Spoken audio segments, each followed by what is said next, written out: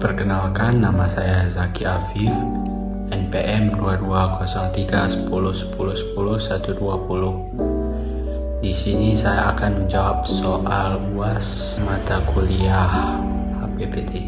Soal yang pertama adalah jelaskan alur tahapan pelaksanaan pengadaan tanah dan juga sumber hukumnya.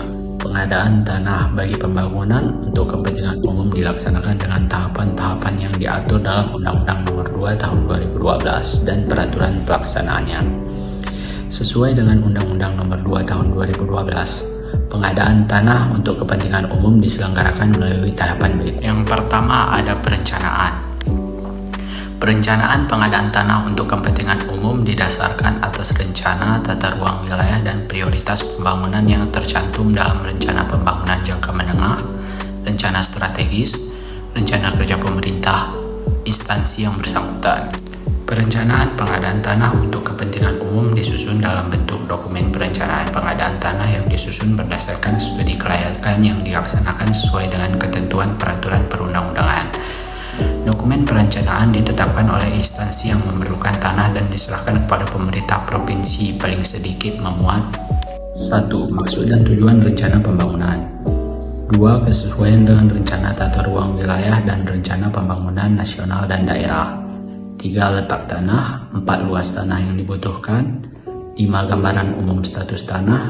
6. Perkiraan waktu pelaksanaan pengadaan tanah. 7. Perkiraan jangka waktu pelaksanaan pembangunan. 8. Perkiraan nilai tanah. Dan yang terakhir adalah rencana penganggaran. Yang kedua ada persiapan. Instansi yang memerlukan tanah bersama pemerintah provinsi berdasarkan dokumen perencanaan pengadaan tanah melaksanakan beberapa tahapan, yaitu 1. Pemberitahuan rencana pembangunan. 2. Pendataan awal lokasi rencana pembangunan. 3. Konsultasi publik rencana pembangunan. Yang ketiga, pelaksanaan. Instansi yang memerlukan tanah mengajukan pelaksanaan pengadaan tanah kepada lembaga pertanahan. Pelaksanaan pengadaan tanah meliputi 1. Inventarisasi dan identifikasi penguasaan, pemilikan, penggunaan, dan pemanfaatan tanah. Yang kedua, penilaian ganti kerugian. 3. Musyawarah penetapan ganti kerugian. 4. Pemberian ganti kerugian. 5. Pelepasan tanah. Dan yang terakhir adalah penyerahan hasil. Lembaga pertanahan menyerahkan hasil pengadaan tanah kepada instansi yang memerlukan tanah setelah 1. Pemberian ganti kerugian kepada pihak yang berhak dan pelepasan hak telah dilaksanakan. Yang kedua, pemberian ganti kerugian telah dititipkan di pengadilan negeri. Dan soal yang kedua adalah apa sajakah yang termasuk dalam isi dokumen studi kelayakan dan sebutkan dasar hukumnya. Studi kelayakan merupakan bagian akhir dari tahapan evaluasi kelayakan proyek untuk menindaklanjuti hasil proses seleksi proyek dengan indikasi kelayakan yang tinggi yang telah dihasilkan. Dalam prastudi kelayakan, fungsi kegiatan studi kelayakan adalah untuk menilai tingkat kelayakan suatu alinyemen pada koridor yang terpilih pada prastudi kelayakan dan untuk menajamkan analisis kelayakan bagi suatu atau lebih alternatif solusi yang unggul. Apabila tahapan prastudi kelayakan belum dilaksanakan, maka lingkup kegiatannya meliputi gabungan dari kedua studi tersebut, yaitu prastudi kelayakan dan studi kelayakan. Secara umum, hasil dari studi kelayakan berisi 1. Hasil survei sosial ekonomi. 2. Kelayakan lokasi. 3. Analisis biaya dan manfaat pembangunan bagi wilayah dan masyarakat. 4. Perkiraan harga tanah untuk menghasilkan perkiraan besarnya nilai ganti kerugian objek pengadaan tanah. 5. Dampak lingkungan dan dampak sosial yang mungkin timbul akibat pengadaan tanah dan bangunan dilakukan untuk menghasilkan analisis mengenai dampak lingkungan hidup atau dokumen lingkungan hidup lainnya yang sesuai dengan peraturan perundang-undangan. Dasar hukum yang berlaku pada dokumen studi kelayakan adalah Undang-Undang Nomor 2 Tahun 2012. Soal ketiga adalah jelaskan bagaimanakah mekanisme keberatan terhadap penetapan lokasi pembangunan kepentingan umum dan besaran ganti kerugian.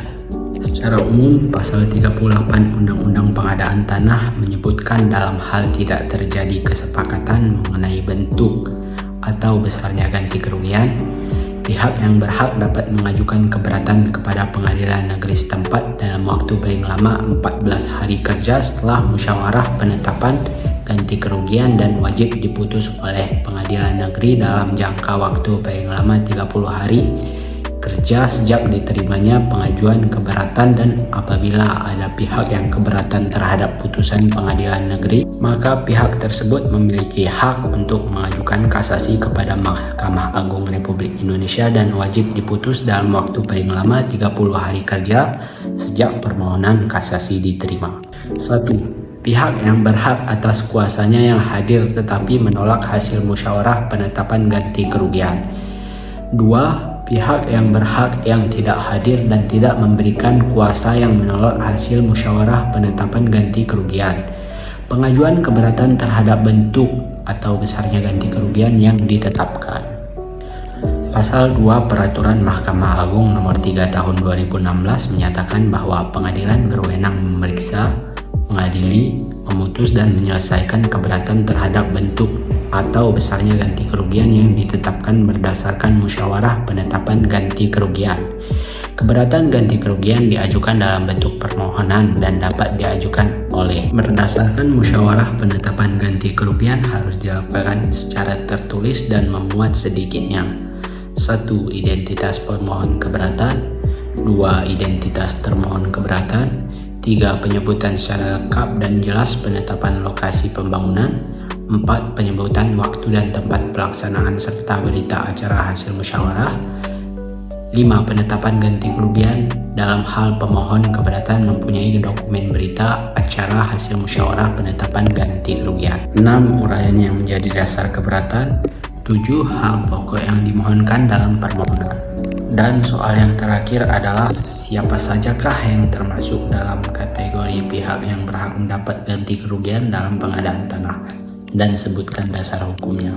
Pihak-pihak yang berhak mendapatkan ganti kerugian dalam pengadaan tanah adalah 1. Pemegang hak atas tanah, 2. Pemegang hak guna bangunan atau hak pakai atas bangunan, tanaman, atau benda lain yang berkaitan dengan tanah, 3. Pemakai tanah negara yang sesuai dengan atau tidak melanggar ketentuan perundang-undangan.